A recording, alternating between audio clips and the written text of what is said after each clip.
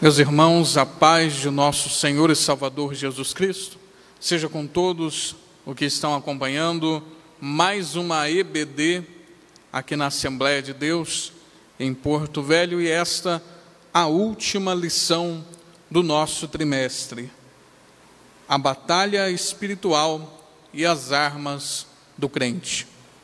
Em primeiro lugar, por ser esta a última lição, faz-se necessário aqui alguns agradecimentos, e eu gostaria de fazê-los.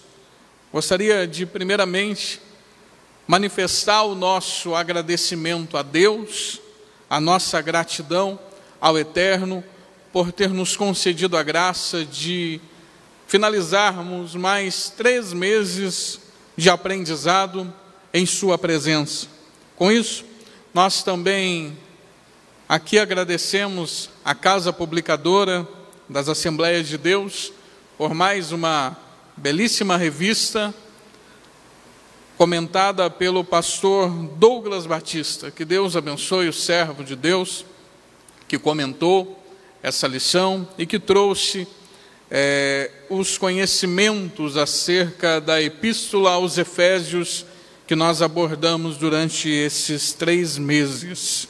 Nós agradecemos também, no âmbito da igreja em Porto Velho, o nosso pastor presidente, pastor Joel Holder, também pastor Davi Nascimento, pastor Fabrício, toda a diretoria que se empenhou para que, mesmo em circunstâncias adversas, o conhecimento pudesse ser levado a todos aqueles que nos acompanham pelas redes sociais.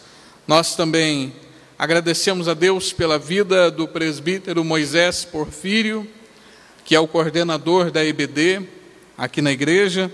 Eu louvo a Deus pelo convite, me sinto muito honrado por estar fechando esse trimestre e louvo a Deus pela vida do presbítero Moisés. Também agradecemos a todos os professores de todos os setores, de todas as congregações que estão acompanhando as aulas, e alguns, após a aula no Templo Central, ministram lives locais para as congregações. Nós também queremos agradecer a todos e todos os coordenadores das congregações e setores, bem como também todos os nossos alunos, quer seja aqui em Porto Velho, ou através da Rádio Boas Novas, ou assistindo essa live, aqueles que se tornaram alunos durante esse período, acompanhando as aulas à distância.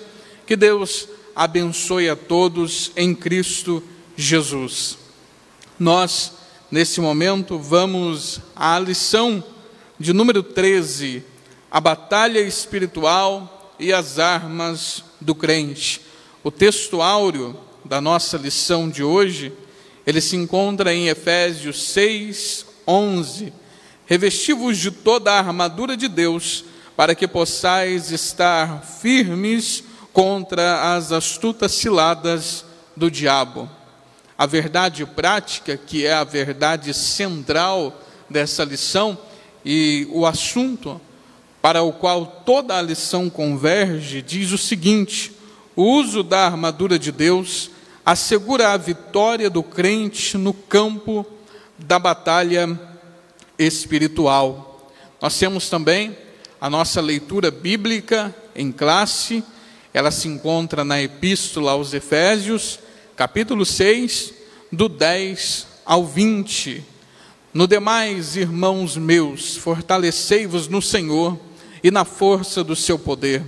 Revesti-vos de toda a armadura de Deus, para que possais estar firmes contra as astutas ciladas do diabo, porque não temos que lutar contra carne e sangue, mas sim contra os principados, contra as potestades, contra os príncipes das trevas deste século, contra as hostes espirituais da maldade nos lugares celestiais. Portanto, tomai a armadura de Deus, para que possais resistir no dia mau, e havendo feito tudo, ficar firmes. Estais, pois, firme, tendo cingidos os vossos lombos com a verdade, e vestida a couraça da justiça, e calçados os pés na preparação do evangelho da paz, tomando sobretudo o escudo da fé, com o qual podereis apagar todos os dardos inflamados do maligno.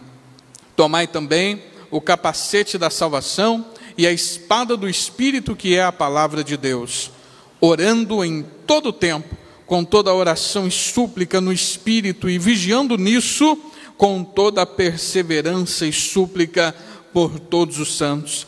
E por mim, para que me seja dada, no abrir da minha boca, a palavra com confiança, para fazer notório o mistério do Evangelho, pelo qual sou embaixador em cadeias, para que possa falar dele livremente, como me convém falar. Meus irmãos, queridos alunos da nossa escola bíblica dominical, nós temos diante de nós um grande desafio nesta aula, sendo ela a última do nosso trimestre. Nós estamos aqui com a incumbência de informar que o uso da armadura de Deus é o que garante ao crente a vitória na batalha espiritual. Eu poderia iniciar a lição no capítulo 6, mas eu gostaria de fazer uma breve introdução, recapitulando alguns pontos desse trimestre que foram abordados pelo pastor Douglas Batista de uma maneira muito edificante e bem colocada. Nós tivemos diante de nós uma lição expositiva que cumpriu muito bem a função interpretativa do texto bíblico.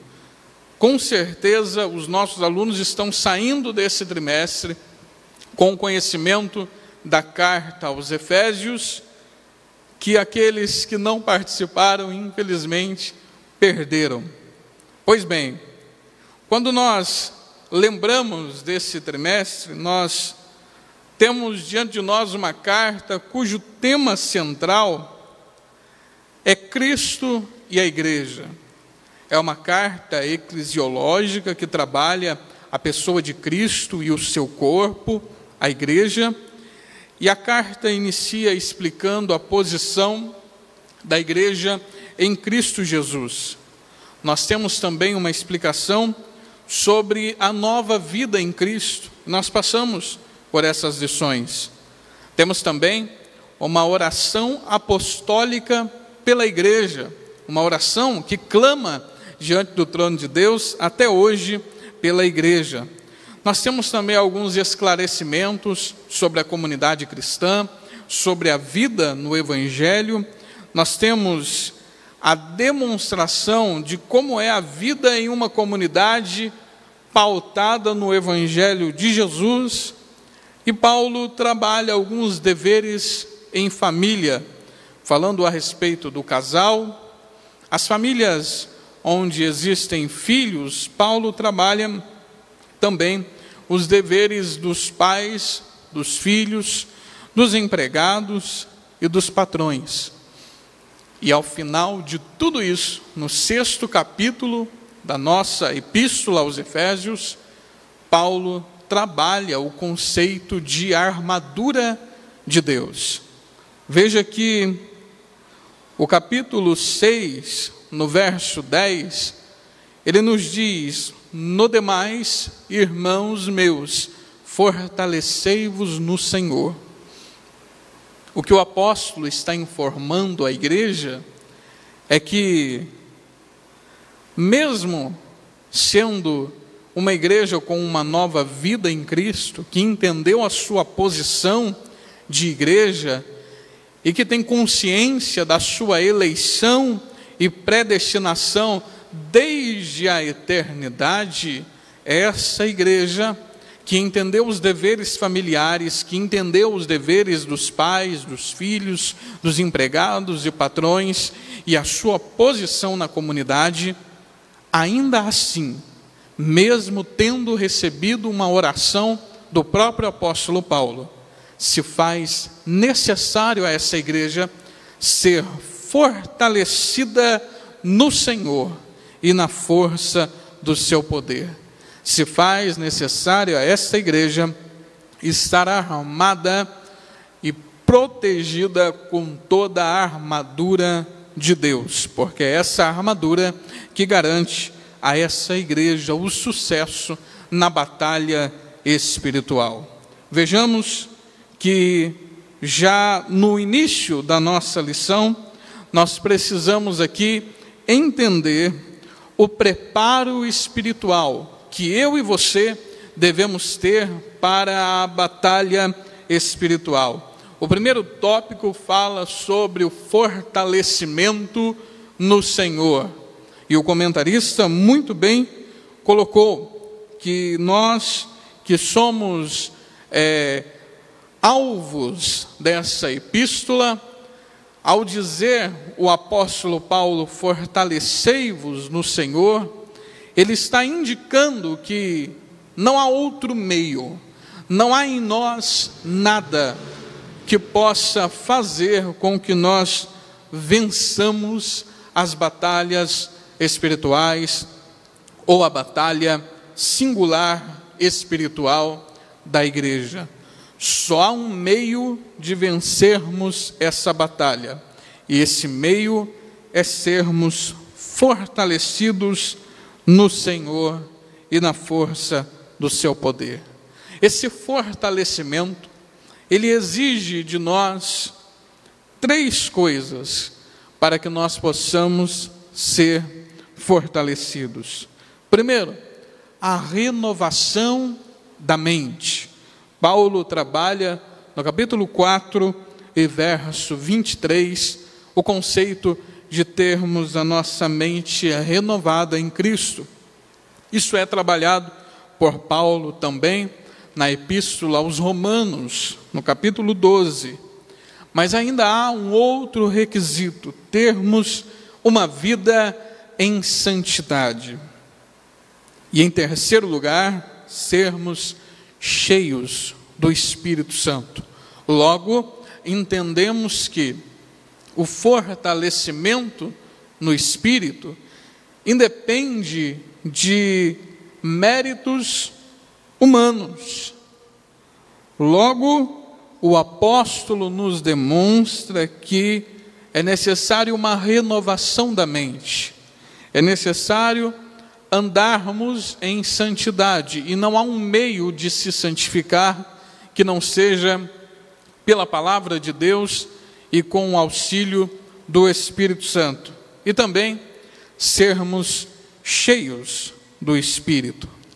No subtópico de número 2, nós temos aqui um indicativo de Paulo para que nós possamos continuar a nos fortalecer no Senhor. Além da renovação da mente, além da vida em santidade e de uma vida cheia do Espírito, é necessário uma vida com prática da oração. A prática da oração, ela nos garante o fortalecimento espiritual. A igreja não pode abrir mão da oração. A igreja não pode abrir mão da arma poderosa que é a oração. A Bíblia, ela traz textos e explicações sobre a oração de maneiras diversas, fatos e episódios que aconteceram e que foram mudados pelo poder da oração, porque a oração de um justo pode muito em seus efeitos. Pela oração, muita coisa se fez, muita coisa mudou e muitas intervenções divinas aconteceram. É importante lembrarmos que Deus é Senhor da história. É importante lembrarmos que Deus é soberano e que, portanto, ele entregou aos homens a terra, e aos filhos dos homens ele a entregou. Agora, é interessante entendermos que, sendo o Senhor da história, sendo soberano e tendo entregado aos homens a terra, o homem levou a natureza humana e a natureza que ao nosso redor está a um estado de queda. E este bondoso Deus interveio com a graça divina para nos conduzir à luz e à vida, de modo que quando oramos, nós tocamos no caráter intervencionista de Deus na história. Deus é Senhor e nós somos condutores da nossa história. Quando oramos, permitimos que Deus intervenha em nosso favor na história. Então, que nós possamos orar sempre. Mas ainda há uma segunda receita que é deixada pelo apóstolo. Nós também devemos estar vigilantes. Essa oração, ela deve ser acompanhada, regada, ela deve estar calcada, apoiada em um estado de vigilância, em um estado de alerta, para que ao orar nós não venhamos perder a resposta da oração. Várias vezes nós clamamos, quando o Senhor nos responde, se nós não estivermos vigilantes, corremos o risco de perdermos as respostas das orações. De modo que nós concluímos o preparo espiritual do crente para a batalha, entendendo que o nosso fortalecimento espiritual depende de uma mente renovada em Cristo, de uma vida santificada, de um coração cheio do Espírito Santo, da prática da oração e da constante vigilância. Pois bem, uma vez que nós estamos fortalecidos, preparados para entrarmos no campo de batalha, é necessário agora conhecermos que campo de batalha é esse, onde nós estamos guerreando, contra quem, quais as probabilidades de vencermos, qual é o terreno onde nós estamos guerreando. Se você estudar a história das guerras, você poderá perceber que, por muitas vezes na história, exércitos preparadíssimos, com alto poder bélico, perderam batalhas para exércitos sem preparo algum. Perderam guerras que não havia como perder, não porque não tinham material bélico, não porque não possuíam conhecimento da guerra, mas porque ignoraram conhecer o terreno em que estavam guerreando e o inimigo contra quem guerreavam. Uma vez que você está fortalecido, isso não é suficiente. Você precisa conhecer o ambiente onde ocorrem essas batalhas. E você conhece esse ambiente através da palavra de Deus. Tudo está no texto sagrado. E nós vamos entender algumas coisas aqui agora. Primeiro, precisamos estar conscientes das astutas ciladas do diabo.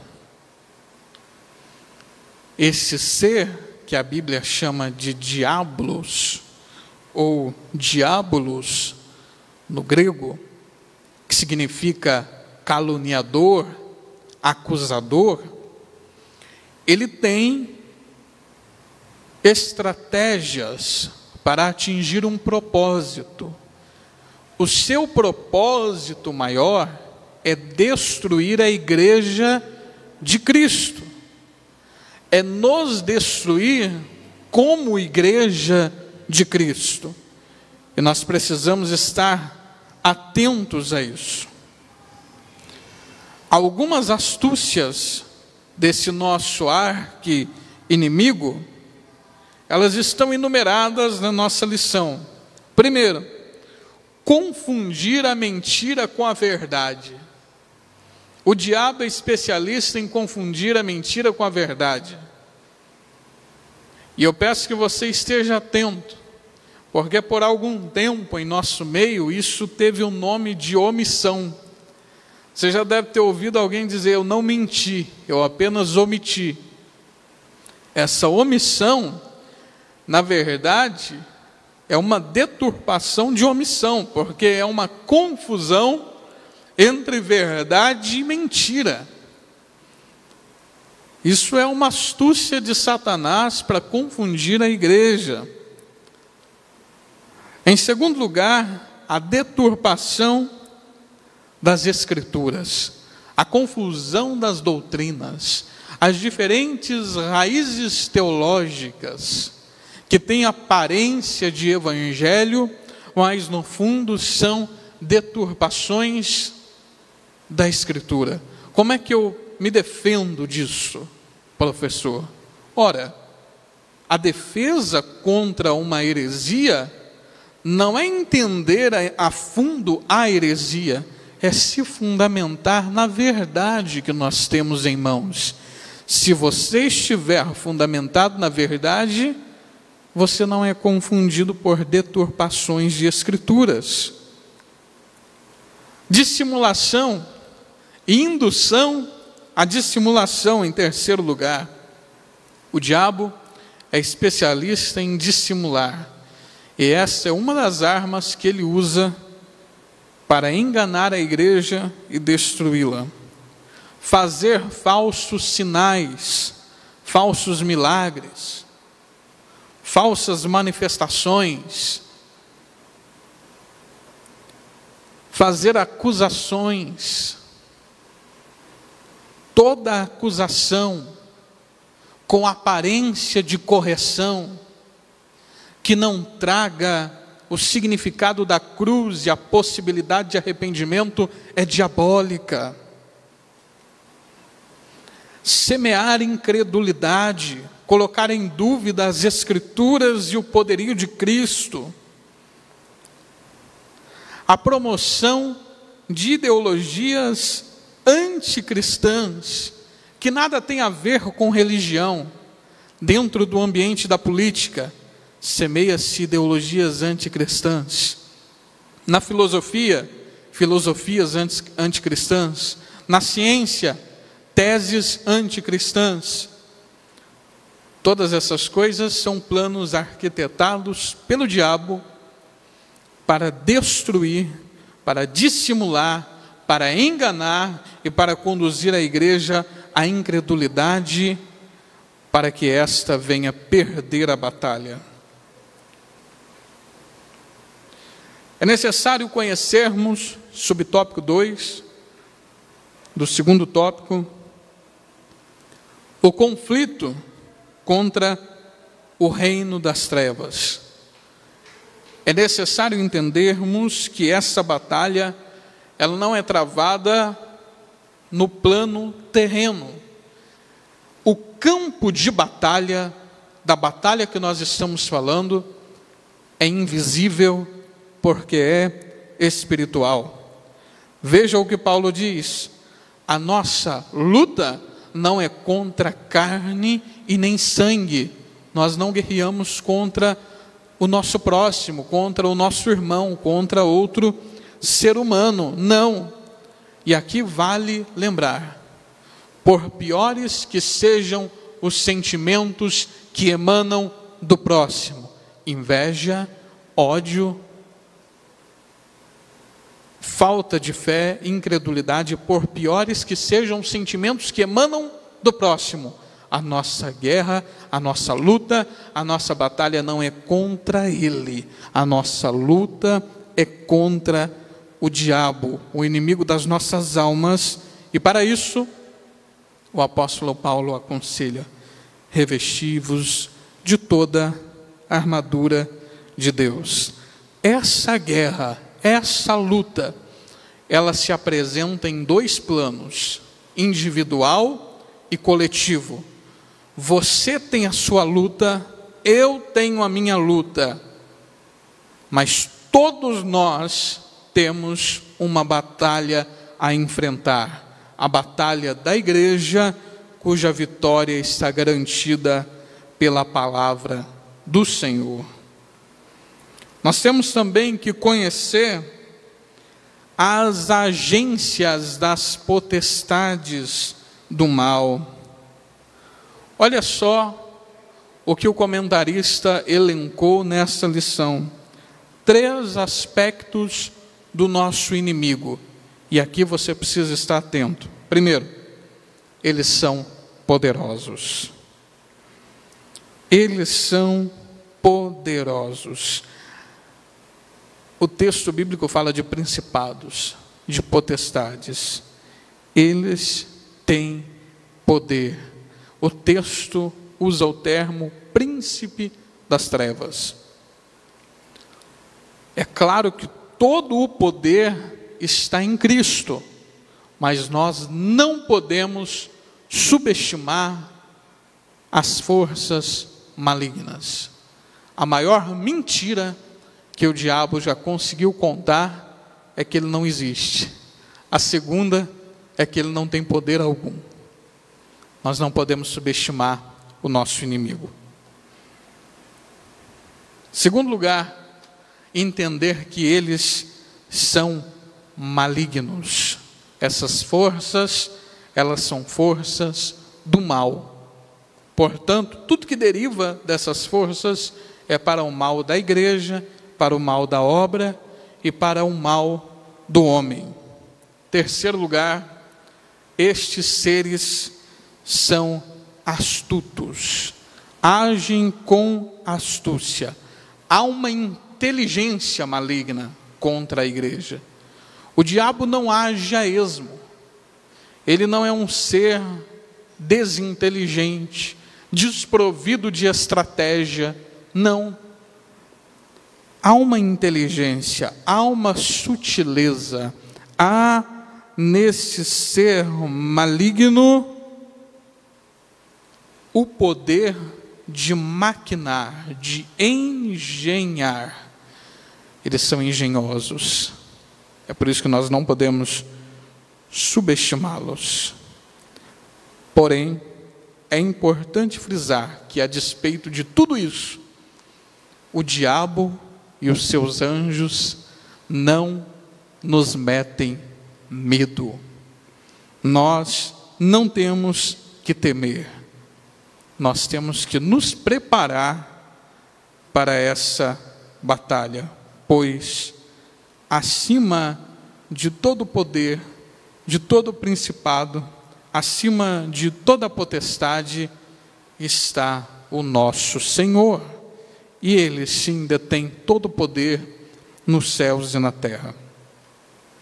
Uma vez que nós entendemos que devemos estar preparados e conhecer o campo de batalha, nós vamos para o último tópico da lição: conhecer as armas espirituais indispensáveis ao crente. E eu quero chamar sua atenção para isso. O apóstolo Paulo, ele usa uma figura do seu tempo, a figura de um soldado, possivelmente um soldado romano. Alguns estudiosos dizem que na prisão, e é de lá que ele escreve, ele vê a figura do soldado e é inspirado a escrever. A verdade é que tinha soldado andando com escudo, espada, couraça, por todo lado. Não era segredo para ninguém. Agora, nos nossos dias, é difícil a gente ver um soldado romano com uma espada, uma couraça, um escudo, andando pelas ruas de Porto Velho. Mas Paulo está falando de algo cotidiano dos efésios, algo que eles estavam acostumados. É por isso que ele traz essa metáfora e essa ilustração, algo do dia a dia para facilitar o entendimento. Cada arma, cada armadura, cada parte da armadura daquele soldado, ele traz um simbolismo. E o apóstolo traduz isso para que os efésios pudessem compreender. O que eu quero te falar nesse momento é que nós não nos prendamos muito à armadura em si, e sim nos significados dela. Eu vejo muita gente, às vezes, se prende tanto a entender o peso da espada, da couraça. Tudo isso é válido, é bom, conhecimento edifica, e nós estamos numa escola, a escola bíblica dominical. Mas para a sua leitura cotidiana, se apegue aos significados do que o apóstolo está dizendo. Veja que o termo grego panóplia, ele fala de uma armadura completa, um soldado que está preparado completamente para uma guerra, para uma batalha. Agora, observe que o apóstolo, ele traça alguns aspectos dessa armadura. Cingidos os vossos lombos com a verdade. A verdade, e essa peça que cingia os lombos do soldado, é o que permitia a ele ter mobilidade dentro da armadura. Logo, aquele que vai para a batalha deve estar e deve ter sobre si o cinto da verdade. A verdade é aquilo que permite a nossa mobilidade, o nosso movimento em batalha. Sem a verdade, nós não guerreamos. Que verdade é essa, professor? A verdade do Evangelho? Sim, de fato. Mas não só ela, a sua verdade também. Não basta ter em mãos a verdade do Evangelho e não tê-la em nós. O Senhor, Ele quer que você conheça a verdade do Evangelho e viva a verdade do Evangelho. Vestida a couraça da justiça. A couraça da justiça é uma couraça, uma superfície impenetrável. Ela fala da retidão de Cristo e da retidão daquele que vai à batalha. Retidão, no seu aspecto derivado, honestidade. Justiça, justeza. É nesse aspecto. Aquele que vai à batalha, ele deve andar com justeza em retidão. Ele ainda traz aqui um outro aspecto: calçados os vossos pés na preparação do Evangelho da paz. Os soldados usavam uma meia bota, uma espécie de sandália, e ela tinha embaixo uma espécie de sola que permitia com que ela se cravasse no solo, como se fosse uma chuteira de hoje em dia. Isso permitia ao soldado uma estabilidade, para que ele não viesse cair com os movimentos da sua batalha, do confronto. Logo, o Evangelho da paz, ele calça os nossos pés, de modo que, independente do solo onde nós estamos caminhando, ele não nos permite cair. Ele faz com que nós nos mantemos de pé. Ora, também tomando sobretudo o escudo da fé. O escudo que um soldado romano utilizava cobria todo o seu corpo. Com o braço esquerdo ele o apoiava e com a mão direita ele segurava a espada, também trazendo consigo o capacete da salvação, tendo a mente protegida, os pensamentos protegidos, a consciência livre e segura em Cristo, uma consciência que nada pode atingir, é uma consciência segura da sua salvação. Em último lugar, nós temos aqui a imprescindível arma ofensiva. E ela era defensiva e ofensiva. No grego, machaira era a pequena espada carregada pelo soldado. Não era longa, era pequena, indicando que o confronto era corpo a corpo, indicando que ela podia penetrar as frestas da armadura do inimigo, indicando que o confronto era diário. Essa espada era fácil de ser transportada, e ela carrega em si o sentido espiritual da palavra de Deus. Vejamos, o cinto simboliza a verdade, a couraça, a retidão, os sapatos, a paz, o escudo, a fé, o capacete, a salvação, e a espada, a palavra de Deus. É disso que nós precisamos para vencer as batalhas do dia a dia.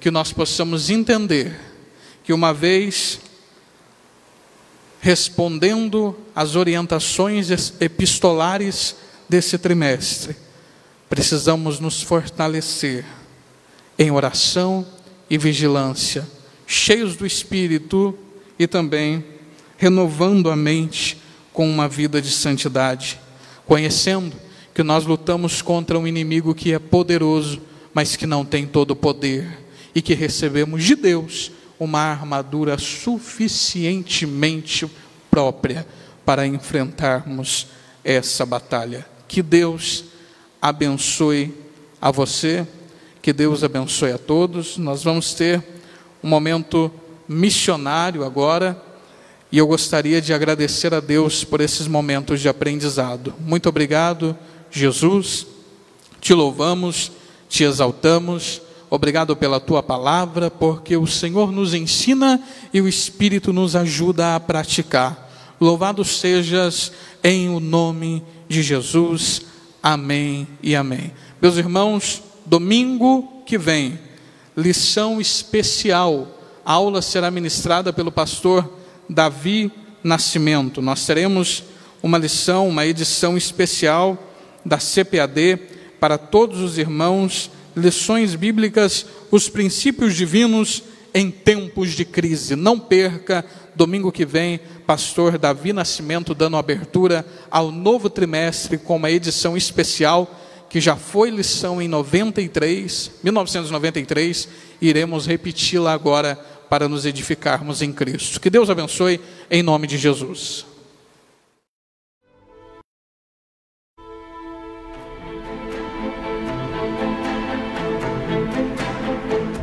São mais de 24 anos de história na obra missionária. E juntos vencemos muitos desafios.